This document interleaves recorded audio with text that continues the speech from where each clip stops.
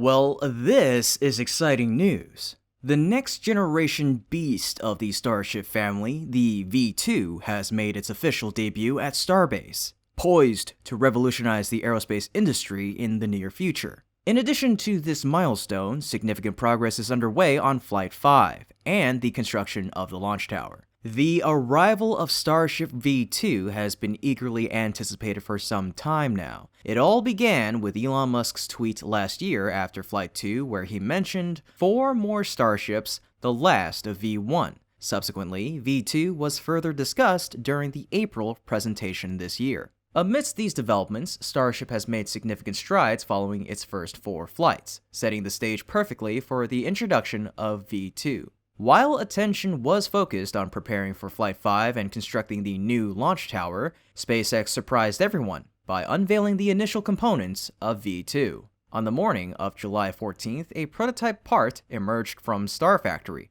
immediately recognizable as the nose cone by its silhouette visible through the factory's glass door. Shortly after, it officially emerged, revealing numerous new features in both design and auxiliary parts, indicating this is indeed a new prototype. Following its unveiling, the nose cone was moved into the high bay. I'm eagerly anticipating the stacking process to commence soon. Musk's announcement a few months ago about 6 Starship V2 prototypes gives me confidence that production of the first prototype should begin now to meet this target, especially since we're already in mid-July. Now let's address the topic that's likely on everyone's mind. How will Starship V2 differ from its predecessor? Musk has commented, "This is an important design improvement," indicating that there will be significant changes and advancements in the new iteration. Firstly, a notable change in Starship version 2 involves the heat shield. Unlike its predecessor, where the heat shield was primarily concentrated at the top, the new version will distribute it more extensively on the leeward side.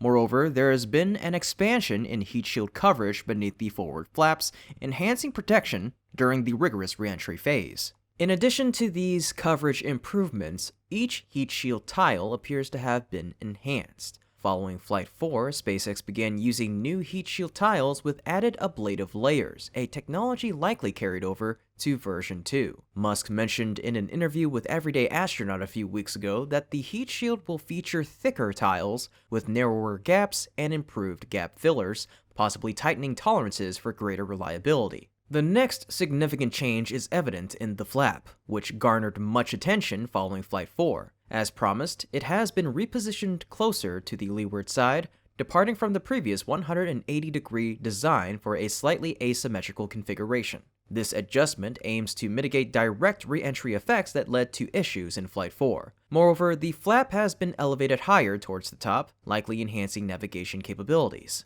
In terms of shape, there appear to be further modifications at the edges of the flap. The bottom edge is now more slanted compared to the previous horizontal design, while the top slanted edge has been elongated with the mid-edge shortened. Overall, the new design appears more compact and lightweight. However, its performance improvements will need to be verified during actual flight tests. Regarding the flap assembly, the part connecting it to the ship seems to have been reduced in size. This adjustment is expected to lessen direct impacts and enhance overall durability during missions. Those are indeed 2 significant changes in the new nose cone version compared to its predecessor. Additionally, several other minor upgrades deserve further discussion in upcoming episodes. Besides the nose cone, other components of the new version have also surfaced. On the evening of the 13th, 2 ring sections, likely test tank segments, were transported into Mega Bay 2. Subsequently, they were assembled and are likely to be welded together soon. Furthermore, glimpses of parts from the payload area have also emerged. Although details from current images are somewhat limited, we anticipate clearer visuals to better analyze the changes in this section.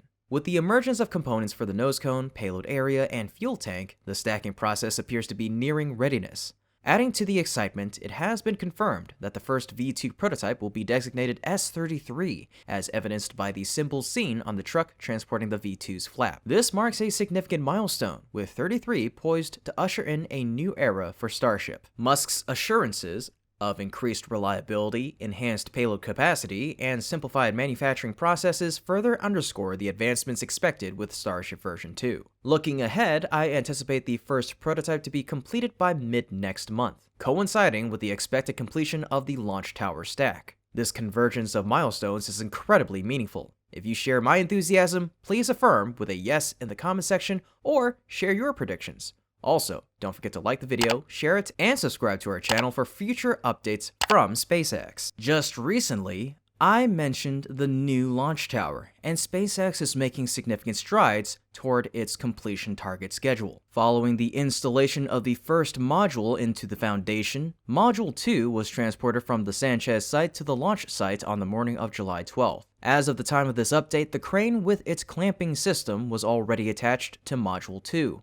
poised to be stacked atop Module 1. Additionally, on the morning of the 13th, the final module of the launch tower was also moved to the Sanchez site. With this, the entire tower segment has been fully assembled. SpaceX will now shift focus to the stacking process, aiming to complete the first 6 segments by July 27th and the remaining 3 segments by August 15th. Space is always hard, especially for something like Boeing's Starliner. Realizing this, NASA just officially awarded a big contract to SpaceX's Dragon for space rescue missions, possibly starting with Starliner astronauts. So, how will this happen? And why was Dragon chosen? Recently, on July 15th, NASA officially awarded SpaceX a contract worth $267,000 for using Dragon as a rescue vehicle. The contract emphasizes it as a special study for emergency response, highlighting the critical role of this vehicle. This contract comes at a crucial time as SpaceX faces challenges with Falcon 9 incidents. Despite these setbacks, SpaceX vehicles remain the most reliable, with achievements far surpassing others. Therefore, choosing SpaceX vehicles for such an important mission is entirely understandable. And we might not have to wait long for SpaceX's Dragon to take on a rescue role, because it might happen rather soon with Starliner. After the June 5th launch, Boeing's spacecraft has yet to bring its 2 astronauts back due to ongoing thruster problems and helium leaks. Faced with this situation, during a teleconference on July 10th, NASA announced their intention to bring the astronauts back on Starliner. However, they also made a revelation. And then, after that, we've talked about the beautiful thing about Commercial Crew Program is that we have two vehicles, 2 different systems that we could use to return crew. This reveal doesn't directly mention Dragon, but it's clear that when considering the aerospace industry as a whole, there is no better vehicle to accomplish this task. Regarding how Dragon might rescue other missions, it could involve having a Falcon 9 and Dragon on standby, ready to launch if a mission encounters problems. In the case of Starliner, if chosen for the current CFT-1 mission, it would launch immediately, dock with the ISS, and the crew would board the spacecraft and return,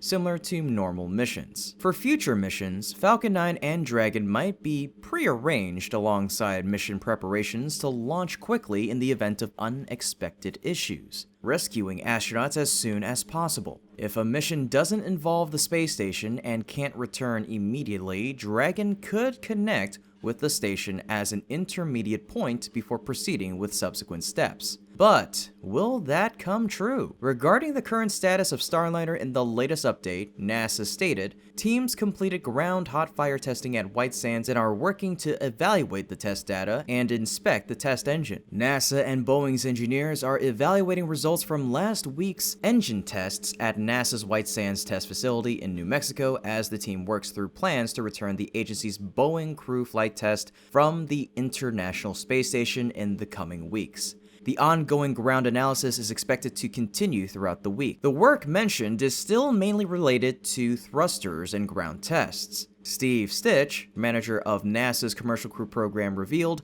"Next, our team has moved into engine teardowns and inspections, which will provide additional insight as we analyze the results and evaluate next steps. As for the astronauts, they will spend this time conducting work with the Expedition 71 crew, performing vein scans using the Ultrasound 2 device and taking inventory of the food stored aboard the space station. Regarding the general schedule, as NASA updates, they are planning to return the mission in the coming weeks. But also in this update, an official said integrated ground teams are also prepared for an in-depth agency flight test readiness review, which will evaluate data related to the spacecraft's propulsion system performance before its return to Earth. The date of the agency review has not yet been solidified. Remember that we are approaching the last days of July. If NASA's schedules are correct, the return date seems quite far away and it will be difficult to meet the end of July return target that Steve Stitch mentioned in the teleconference.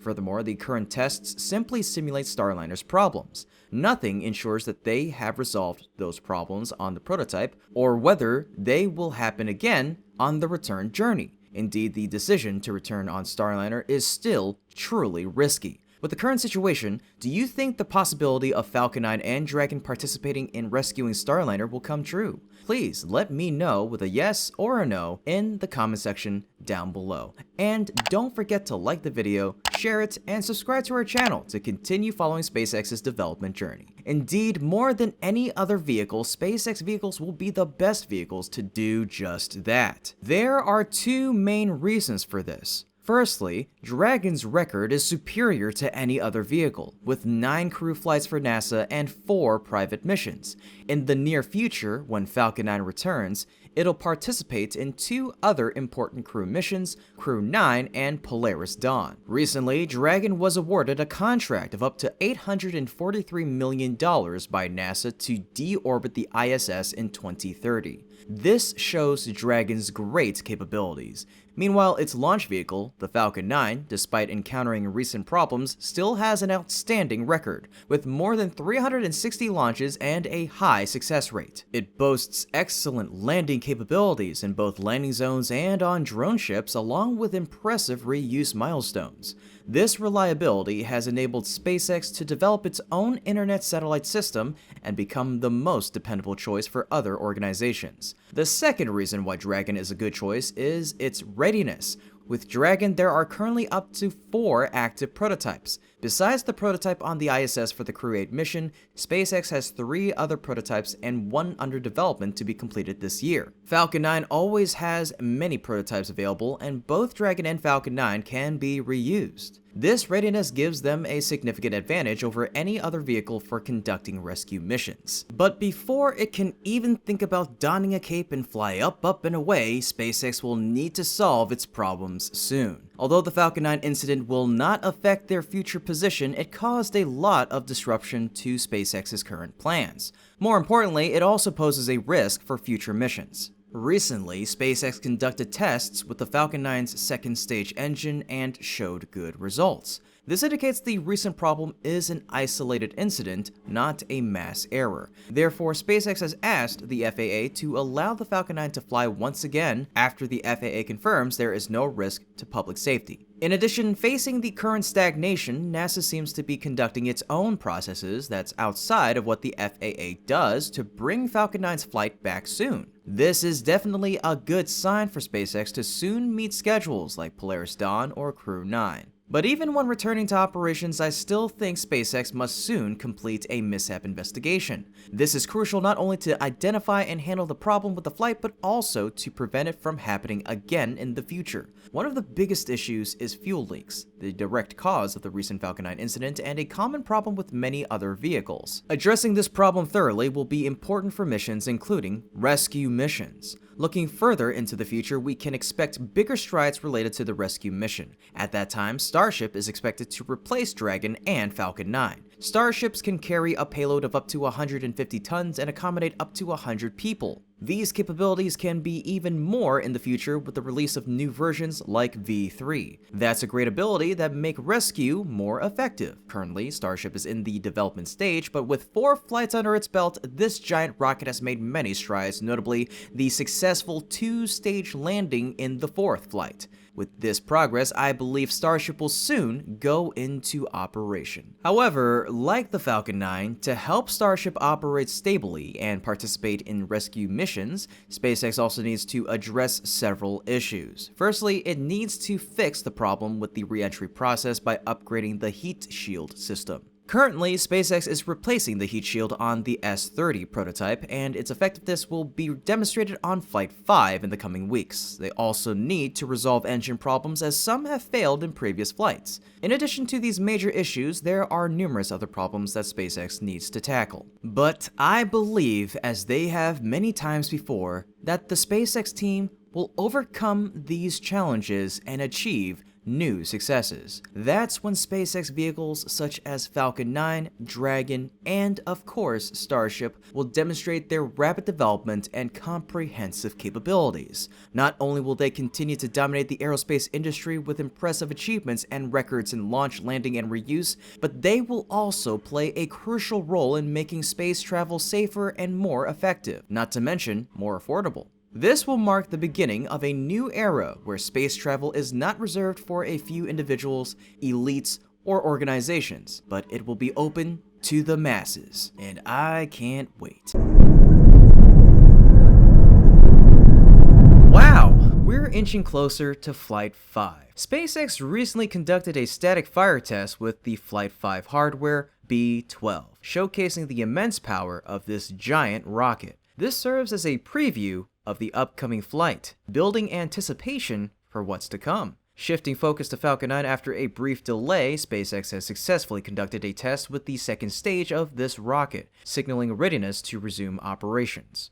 Well, my prediction has come true. Remember in the previous episode, based on the road closure schedule and the arrival of the methane tank truck, we anticipated that B12 static fire would happen soon. Now, it's happening for real. Early in the morning on July 15th, Highway 4 was closed and the launch pad was cleared. By 9:05 a.m., the orbital launch mount was venting, and just 30 minutes later, the fuel loading process commenced, with frosts rapidly forming. This time, I observed a slight difference in the fuel loading process. While the liquid oxygen appeared to be fully loaded, the methane tank was only about a third filled. After completing the fuel loading, the engine chill process proceeded as usual. Then, at 10:13 a.m., the moment we had eagerly awaited arrived. B12's static fire test. The activation of the engines produced a plume of dust and smoke, with the distinctive Mach diamond effect visible, reminiscent of previous official flights. During the test, some objects were seen rising from the dust and smoke layer. Upon closer inspection, these appeared to be harmless items like bits of paper or ash from burned materials, posing no threat to the test or surrounding infrastructure. Following the test, any remaining fuel was unloaded and the frost on the rocket gradually dissipated. Venting continued from both the booster and the tank farm as operations returned to normal. The static fire test lasted approximately 8 seconds, involving all 33 engines. This duration is typical for such tests and indicates normal operation. However, it once again highlighted the tremendous power of the Starship booster. SpaceX confirmed after the test with a tweet: "Full duration static fire of Flight 5 Super Heavy booster. With 33 engines firing, it generated over 7,500 tons or 16.8 million pounds of thrust. This immense thrust capacity was underscored by Elon Musk himself in a tweet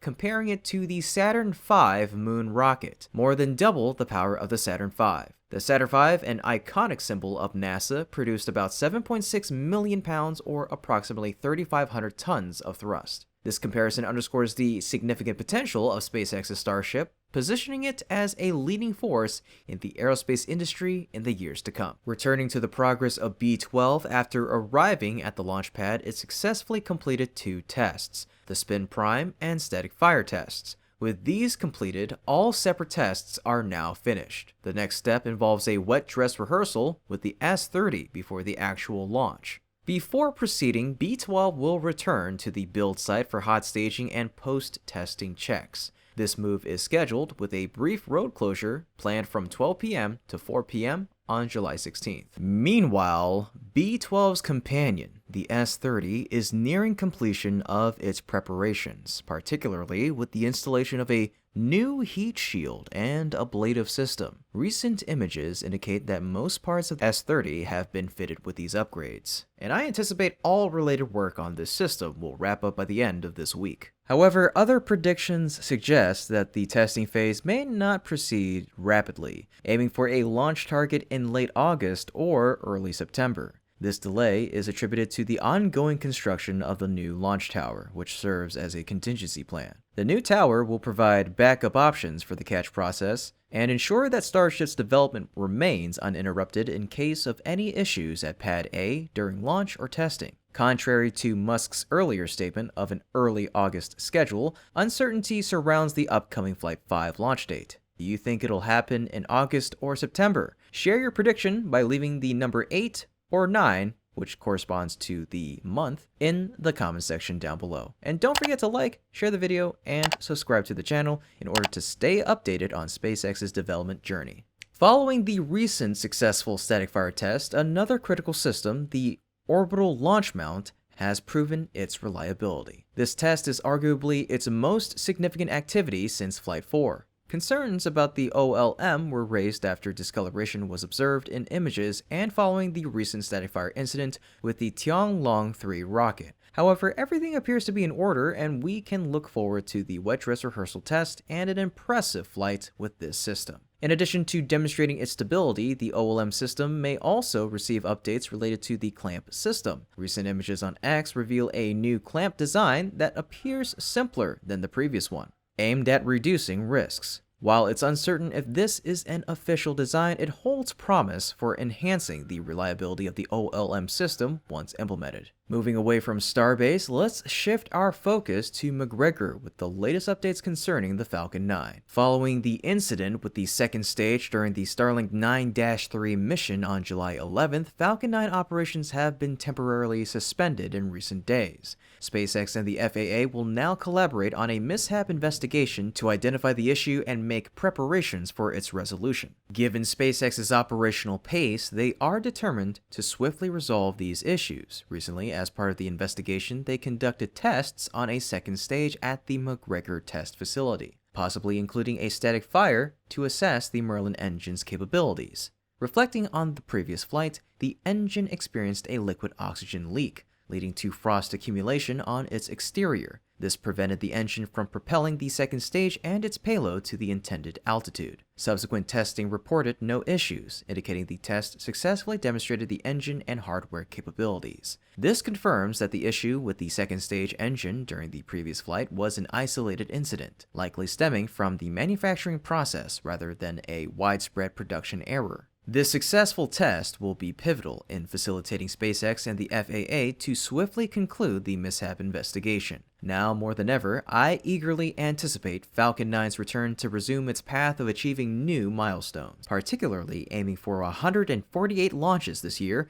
including Polaris Dawn and Crew 9 in the near future. Naturally, there are several procedural steps that both parties must complete during the investigation process before operations can fully resume. If you're rooting for SpaceX to bounce back from this challenging period, drop a comment saying "come back" to show your support. As the saying goes, nothing lasts forever. For the past 22 years, California has been the home of SpaceX, the world's most powerful aerospace company. But times have changed, and a new chapter is beginning. SpaceX is leaving its birthplace to reach the promised land, where they are building the gateway to Mars, Starbase, Texas. Exciting opportunities await them there. So, why did SpaceX move its headquarters? How will this impact their systems, especially Starship? For any company, the headquarters is the brain, the place that directs all activities of the entire system. For SpaceX, it had always been Hawthorne, California. 22 years is certainly proof of the strong relationship between the company and the state. But over time, many things have changed. The remarkable growth of SpaceX has led to a shift in development strategy. Along with prominent issues in recent years, California's policies may no longer suit SpaceX. That's why Elon Musk recently announced the headquarters relocation for his companies, including SpaceX and X. On X, Elon Musk declared SpaceX will now move its HQ from Hawthorne, California to Starbase, Texas, and added another decision, and X HQ will move to Austin. My God. This is certainly one of the most important decisions Elon Musk has made in the past few years. While we still await official announcements from the companies, the revelation from their founder is likely enough for us to believe in the upcoming change. Along with these decisions, Musk provided explanations. For X, he primarily cited social security issues. Have had enough of dodging gangs of violent drug addicts just to get in and out of the building. As for SpaceX, the catalyst is the new policy announced by California Governor Gavin Newsom. Specifically, he signed AB 1955, which bans schools from making rules requiring parental notification if a child identifies as transgender. According to Elon Musk, this is the final straw. He added, because of this law and the many others that precede it, attacking both families and companies. This reasoning likely applies to X as well. In fact, this is not the first time Elon Musk has shown such decisiveness. Below the tweet related to SpaceX, Musk stated, I did make it clear to Governor Newsom about a year ago that laws of this nature would force families and companies to leave California to protect their children. In addition to the aforementioned reasons, these headquarter relocations are likely influenced by factors related to Musk's stance in the upcoming presidential election. In previous elections, Musk did not publicly announce his choice. In the 2020 election, he voted for President Biden, but this time, Musk might switch to supporting Donald Trump, as indicated by his recent tweet, I fully endorse President Trump. Moving the headquarters is one step to demonstrate this shift, since Texas often supports the Republican Party, while California typically backs the Democratic. In 2021, Musk also moved his residence from California to Texas, where there is no personal income tax. That same year, Tesla, another of Musk's companies, moved its headquarters from California to Austin, Texas, although the California facility remains its engineering hub. However, the Austin location now garners the most attention, boasting the famous Tesla Gigafactory that produces Cybertrucks and batteries. In the case of SpaceX, the headquarters move to Starbase is definitely to help them focus more on the Starship project, which has made great strides and has many new plans. This move also better suits their system since most of SpaceX's main systems are now located on the East Coast, while they only have one Falcon 9 system on the West Coast. Those are the main reasons behind Musk's decision.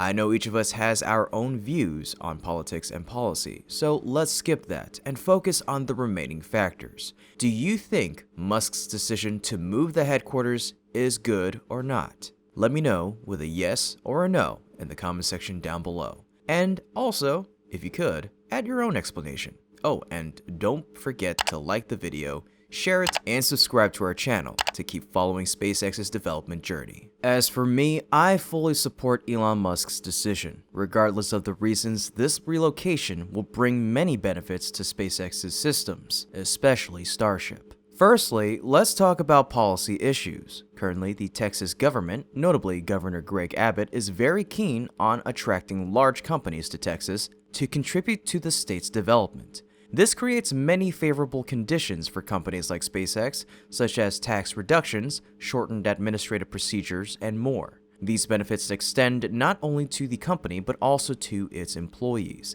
and I believe this will help SpaceX quickly establish a new headquarters here. In addition, Governor Greg Abbott is very active in supporting the Starship project. Since arriving in Texas, Starship has brought many economic benefits to the state, evidenced by SpaceX's investments in local towns and the growth in tourism. In return, the Starship project receives substantial support from the state government. For example, before Flight 2, facing delays from the FAA and environmental agencies, the Texas government consistently showed support and expressed their readiness to help SpaceX obtain launch authorization. Regarding internal systems, moving the headquarters to Starbase will help SpaceX better focus resources on Starship, further promoting this rocket project. When the headquarters is right at Starbase, processes like transferring human resources, transporting hardware, and moving equipment will be faster. This will certainly overcome the previous disadvantage of having to send many employees from California to Texas to support the Starship project. Even without a change in headquarters, the foundation of the Starship project is quite stable, contributing greatly to the progress of Starship flights.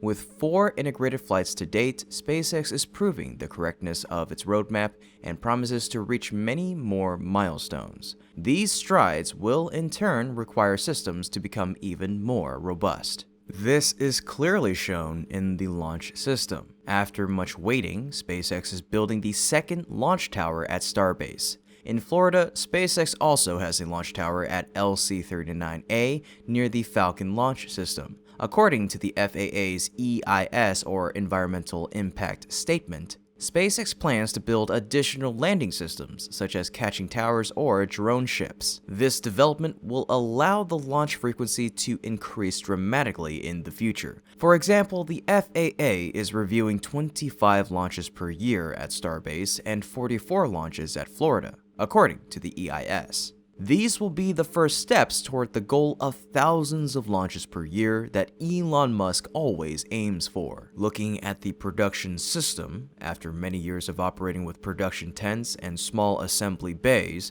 SpaceX has made a strong transformation by replacing them with new systems like High Bay, Mega Bay, and most notably, Star Factory. This shift helps them move towards mass rocket production, something no other organization has done before. We saw the first product of that system, the version 2 nose cone, which appeared just a few days ago. This will be the foundation for them to achieve the bigger goal SpaceX leaders have always dreamed of, producing a rocket every day and, eventually, reaching Mars. Between the production and launch systems, the test system is also undergoing significant development. Since taking over the Massey gun range in early 2023, SpaceX now boasts a comprehensive testing infrastructure, including test stands, fuel systems, and warehouses capable of handling cryogenic, spin prime, and static fire tests. Of these, the most notable is the Flame Trench Test System, completed by SpaceX a few months ago. This system enhances testing efficiency and reliability compared to the initial simple test stands at the suborbital launch sites. With these upgrades, the launch preparation process will accelerate,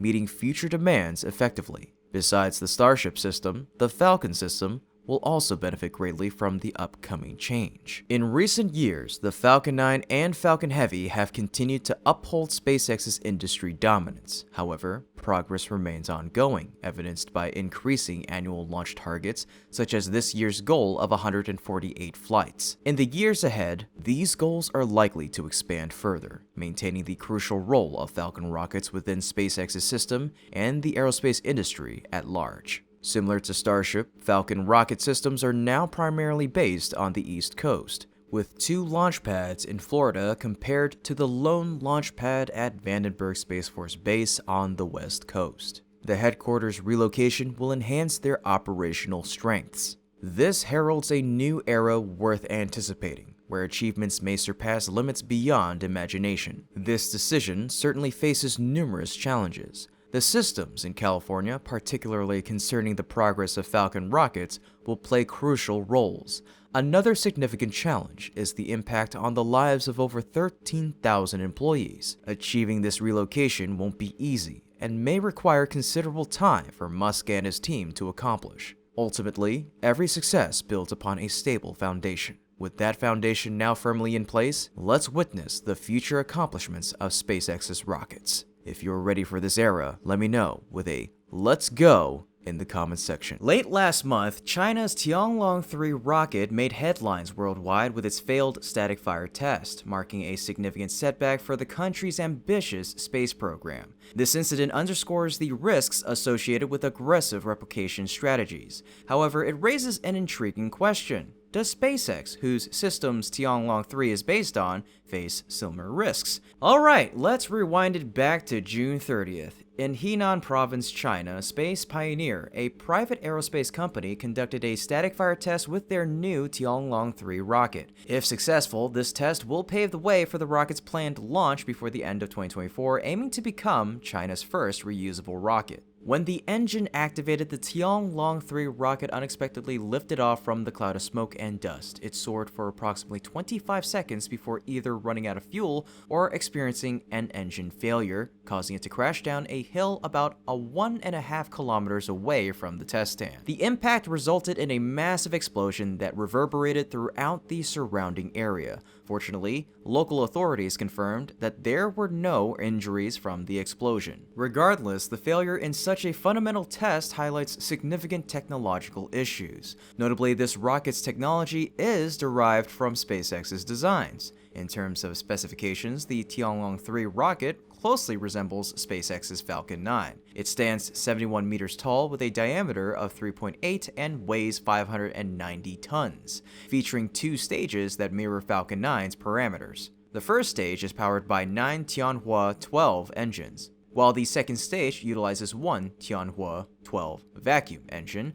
running on liquid oxygen and kerosene to generate a thrust of 770 tons or 1.7 million pounds, equivalent to Falcon 9's capabilities. Additionally, components such as grid fins, landing legs, and fairings also bear strong similarities to Falcon 9. With such a penchant for copying, it's likely Space Pioneer hasn't overlooked replicating SpaceX's ground systems. Observing the Tianlong 3's test stand design, it appears to have internal design similar to Starship's OLM. We've seen China's incredible copying capabilities not only in aerospace but across various fields.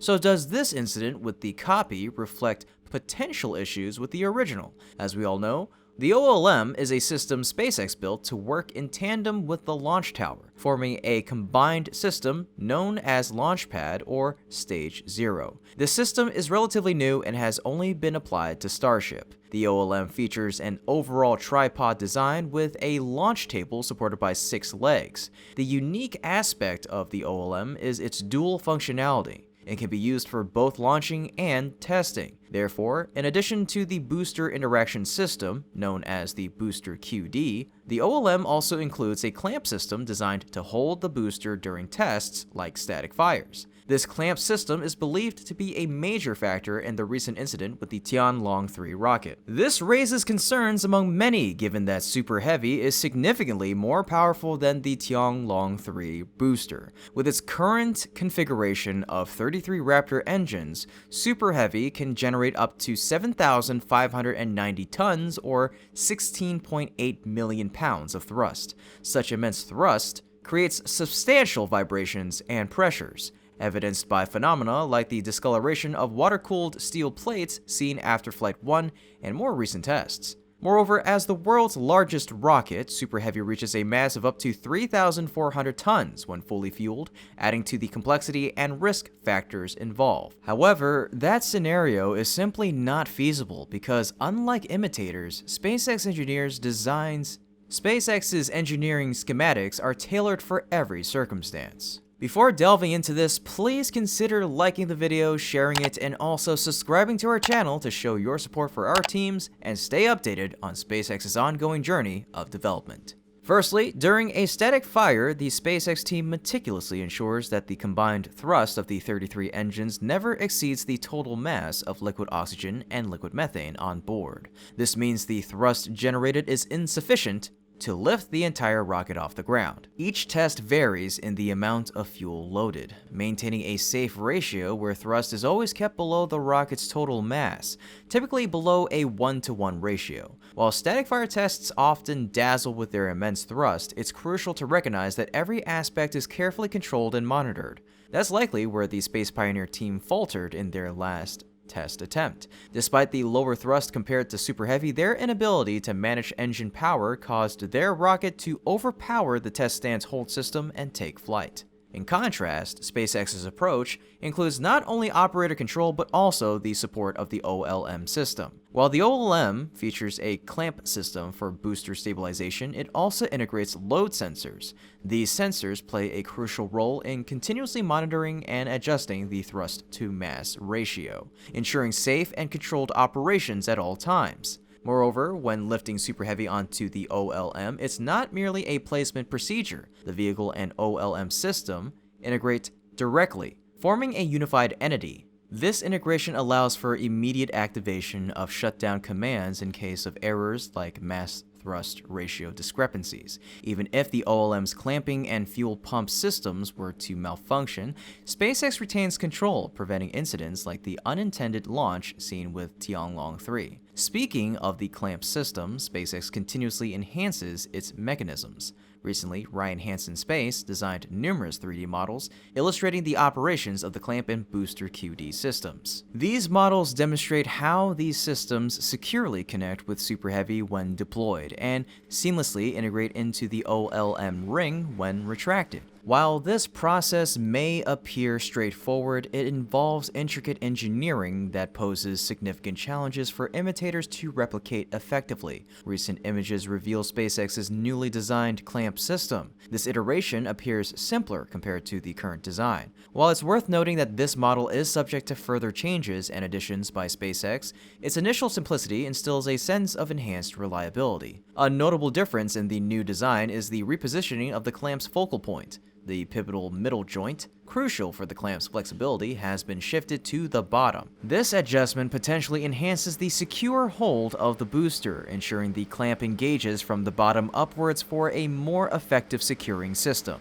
In essence, Starship's OLM remains a robust system despite the issues encountered during the Tianlong 3's static fire test. In other words, those incidents arose not from shortcomings in the original design, but rather from flaws in the replication process. Even after mimicking the external system, the copyists evidently failed to grasp its internal principles fully. This setback marks a blow to China's development strategy. In addition to replicating rockets as extensively discussed, a startup named Cosmoleap recently announced plans to develop rockets akin to SpaceX's Starship, resembling a copy of Falcon 9.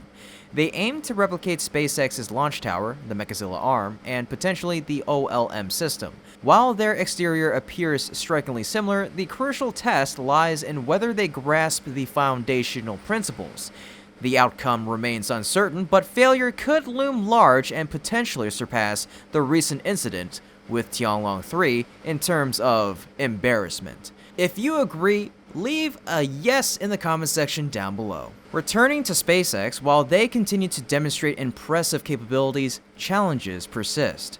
One noticeable issue is the wear and tear on smaller systems, like the clamps on the booster QD, fuel hoses inside the booster QD, and the ship QD on the launch tower. These components often sustain damage after a few launches or tests. For instance, following Flight 3, severe damage to the fuel hoses necessitated their replacement. Similarly, the clamp system has required frequent replacements. Clearly, this approach doesn't align with SpaceX's development strategy. The frequent replacement of critical components not only heightens operational risks, but also extends launch pad refurbishment timelines. This could potentially hinder SpaceX's ability to maintain a rapid launch cadence in the future. Hence, it is imperative for SpaceX to intensify efforts in enhancing these systems. This ensures not only the safety of each launch and test, but also supports their long-term development objectives. That's why I'm eagerly anticipating the implementation of changes like the new clamp design. I hope these improvements will also be applied to the OLM of the new launch tower. This will provide SpaceX with the foundation to achieve faster flight turnarounds while ensuring reliability. More than anything, not the copycats, only those who come up with ideas and understand what they're doing, can win the space race. SpaceX continues to lead the race with their pioneering ideas and relentless drive for improvement, setting them apart from the competition for years to come. For any vehicle or organization in the aerospace industry, failing to reach orbit is always a significant setback. Unfortunately, Dreamchaser, one of this year's most anticipated vehicles, is experiencing just that. Amidst numerous current challenges, Dreamchaser's inaugural flight may not occur in the near future, and in the worst-case scenario, not even this year. So what led to Dreamchaser facing this situation, and how will this impact its standing in the space race? As mentioned before, Dreamchaser is one of the most eagerly awaited debut vehicles this year. Originally scheduled to launch in April, it's now July and it still hasn't flown. Recently, following considerable controversy surrounding the CERT-2 mission, ULA decided not to launch Dreamchaser on the upcoming mission. Instead, Vulcan will carry a dummy payload. This decision was previously considered and approved by the Pentagon. The primary aim is for ULA to quickly obtain certification to launch payloads for the USSF and the government, which is ULA's main market. This is a major disappointment for Dreamchaser enthusiasts. Following the success of Vulcan's CERT-1, hopes were high for Dreamchaser's launch on Vulcan. A successful launch would have meant ULA obtaining certification and Sierra Space deploying their vehicle for the first time. The disappointment is compounded by the fact that other long-delayed vehicles, such as Vulcan, Starliner, and most recently Ariane 6, have all made specific progress. This delay poses a significant setback for Dreamchaser in the future space race. In fact, many, including myself, didn't pay much attention to this delay initially, as Dreamchaser's testing process went quite smoothly and yielded positive results. Testing began at NASA's Neil Armstrong Test Facility after production was completed in November of 2023. However, this smooth testing process also contributed to Dreamchaser falling behind schedule. By April, the original CERT-2 deadline, the testing process had not yet finished. This led to the decision to postpone the mission to the end of the year. By the end of May, Dreamchaser Tenacity was delivered to Florida, but significant preparation remained before launch. Clearly, the stringent schedules for launching military and government payloads leave ULA with little room to wait for Dreamchaser. Currently, it's difficult to pinpoint why Dreamchaser is encountering these challenges, as their delays are not rooted in technical issues. If I were to speculate, I believe it stems from missteps in the collaboration between ULA and Sierra Space. Regarding ULA, selecting a developmental vehicle like Dreamchaser as their payload was perhaps not the wisest choice. They needed a swift integration process for their rocket operations, which Dreamchaser's slower development pace couldn't match. Conversely, Dreamchaser's decision to partner with Vulcan as their launch rocket was also problematic. At the time of selection, Vulcan wasn't yet operational, lacking the reliability that Sierra Space needed. This lack of reliability has been evident in practice.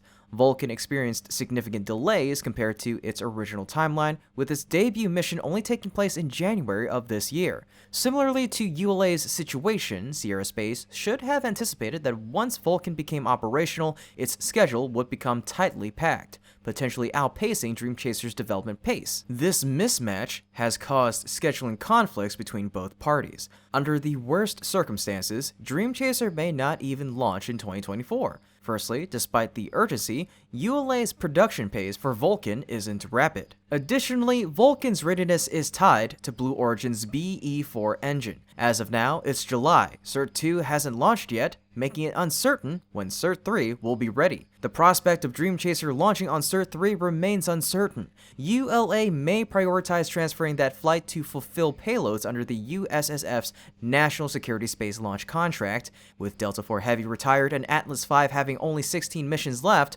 all accounted for, many involving Kuiper satellite launches and Starliner missions, Vulcan will assume primary responsibility for the USSF contract.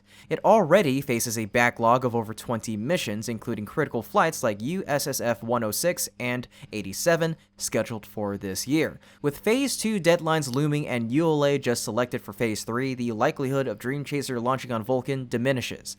Any unforeseen issues could further delay its launch indefinitely. Indeed, had Dreamchaser made a different choice, they might not be facing their current predicament. You probably guessed the option I'm referring to. SpaceX. Among all providers, SpaceX stands out as the premier launch service provider today. Currently, SpaceX operates Falcon 9, the most frequently launched rocket of the year. With a steadily increasing launch cadence, SpaceX can schedule launches within 2 to 3 days and sometimes even within mere hours. In addition to customer missions, SpaceX frequently launches Starlink satellites, enabling them to pivot quickly if unexpected customer needs arise.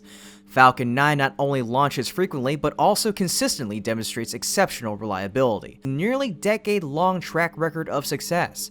This reliability is a strong selling point for even the most demanding customers. For more demanding payloads, SpaceX offers Falcon Heavy. Although not launched as frequently, Falcon Heavy boasts a high reliability rate with a perfect success record. In conclusion, opting for SpaceX would have ensured Sierra Space avoids its current predicament. Currently, Dreamchaser remains stationed at the Kennedy Space Center awaiting further launch updates. Do you believe Dreamchaser will launch this year? Share your prediction with a simple yes or no in the comments section down below. Don't forget to like the video, share it, and subscribe to the channel to stay updated on what's happening with Dreamchaser, Sierra Space, ULA, and especially SpaceX. Moving on from scheduling challenges, let's address the issues encountered during Dreamchaser's actual missions. Once again, credit must go to the Sierra Space team for their diligent work, evident from Dreamchaser's successful test results over the past several months. However, it's crucial to remember that Dreamchaser is still a new vehicle. Initial phases often reveal unforeseen issues if not meticulously prepared. Testing and actual flight present vastly different challenges. Just consider Starliner, which successfully launched but now faces difficulties returning. This underscores the importance for Sierra Space to remain vigilant against potential issues such as fuel management or thruster malfunctions, challenges that have plagued Boeing and NASA. Additionally, Dreamchaser must prioritize its unique systems like heat shields and wings. These systems differ significantly from those used in current spacecraft such as Orion, Dragon, and Starliner. Dreamchaser's unconventional landing method, relying on these systems for re-entry and executing a runway landing akin to an airplane, poses significantly greater technical challenges compared to traditional spacecraft landings. Any risks stemming from these complexities must be carefully managed. Therefore, with the schedule postponed, Sierra Space must use this time effectively to prepare thoroughly and prevent issues similar to those faced by Starliner. The success of the inaugural mission will pave the way for numerous future opportunities for this spaceplane. Looking ahead, these prospects include subsequent flights with upgraded versions. Alongside the current prototype, Tenacity, Sierra Space is finalizing a second cargo prototype, Reverence, at the Dream Factory. Progress on the third prototype, the initial crew model, has also begun, with Sierra Space recently relocating the third Shooting Star cargo module to the Dream Factory. Building on the experience gained from Tenacity, future prototypes aim to streamline production and testing processes, thereby averting future schedule delays. Nevertheless, I hold high hopes for Dreamchaser. Given its unique design, Dreamchaser is poised to capture NASA's attention, evoking nostalgia for the space shuttle era. In the future, it could be chosen for pivotal projects such as ISS resupply missions and the construction of a new space station. This promises to inject fresh excitement into the space race. With its inherent capabilities, Dreamchaser has the potential to compete effectively with other spacecraft like Dragon and Starliner once it enters service. However, achieving dominance in the space race will prove extremely challenging, if not impossible, for Dreamchaser at this juncture, given SpaceX Dragon's established dominant position. SpaceX has achieved significant milestones with 13 crew flights and 30 cargo missions, benchmarks that Dreamchaser may require many more years to match. In contrast, surpassing a competitor like Starliner remains a plausible goal for the Sierra Space team. It represents a realistic target that they can aim for. Hopefully, they will swiftly resolve their current challenges and devise coherent plans and roadmaps for their spaceplane, thereby enriching the space race in the years ahead. Come on, Dreamchaser,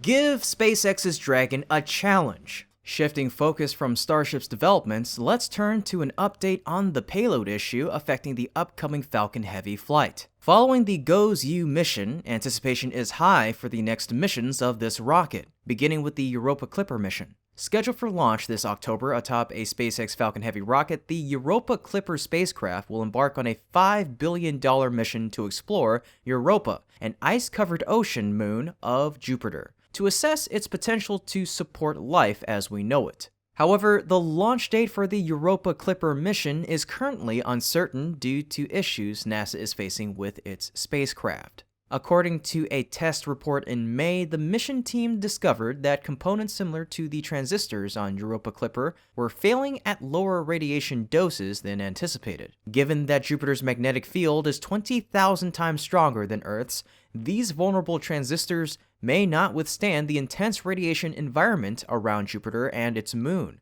Europa, potentially leading to mission failures. NASA is actively working to identify and address these issues with the Europa Clipper spacecraft. Preliminary analysis is slated for completion by the end of July. Despite these challenges, NASA remains optimistic about maintaining the launch schedule for October. It's crucial to monitor developments to see if Falcon Heavy can proceed with its next launch as planned. This is particularly significant because Falcon Heavy is also scheduled to undertake another pivotal mission, launching the Viper lunar lander. Hopefully, resolutions will be swift, allowing Falcon Heavy to continue its important role in advancing space exploration. Next, let's move on to updates related to Blue Origin and New Glenn's debut mission. Specifically, New Glenn's payload in its debut flight, the Escapade spacecraft built by Rocket Lab, is almost ready for launch. Escapade comprises two identical small sats, named Blue and Gold, set to orbit Mars. The spacecraft is equipped with instruments to analyze Mars's magnetosphere and its interaction with solar winds. While Blue has completed environmental testing, Gold is currently undergoing final vibration tests. Rob Lillis from the University of California, Berkeley Sciences Laboratory shared in a presentation at the Committee on Space Research, or COSPAR, 45th Scientific Assembly on July 15th, it's been incredibly rewarding to witness the culmination of years of work on these two probes. The launch of Escapade has garnered significant attention, surpassing even the mission itself. Scheduled to fly aboard the inaugural mission of New Glenn under a NASA task order awarded in February of 2023, valued at $20 million, Escapade is set to orbit Mars. Despite earlier indications, the exact launch date remains uncertain. During an April meeting of a COSPAR Planetary Protection Committee, a NASA official announced a tentative September 29th launch date for Escapade. However, the Escapade website labels this date as a placeholder, suggesting it may change. Lillis mentioned that the mission is slated for launch this fall, noting that a September launch date mentioned in one slide was out of date. The launch window for Mars missions this year extends roughly through mid-October. NASA continues to monitor the progress of New Glenn. Earlier this year, the Blue Origin rocket was assembled and moved to the LC-36 launch pad, where it was vertically stacked. Recently, the company has also been conducting tests with New Glenn's launch system, indicating smooth progress. If Escapade launches this fall, the spacecraft will arrive at Mars 48 hours apart in September of 2025 and commence their one-year prime science mission in April of 2026. Alongside other NASA missions, this spacecraft is poised to usher in a new era of exploration on Mars. Following the drama of lunar exploration, the race to Mars is equally captivating. I'm eagerly anticipating SpaceX's next moves as they pursue their ambitious vision of Mars exploration. Well, folks, that's about it for today's episode. Thank you so much for tuning in, and as always, this has been Kevin from Great SpaceX. Until next time, keep looking up.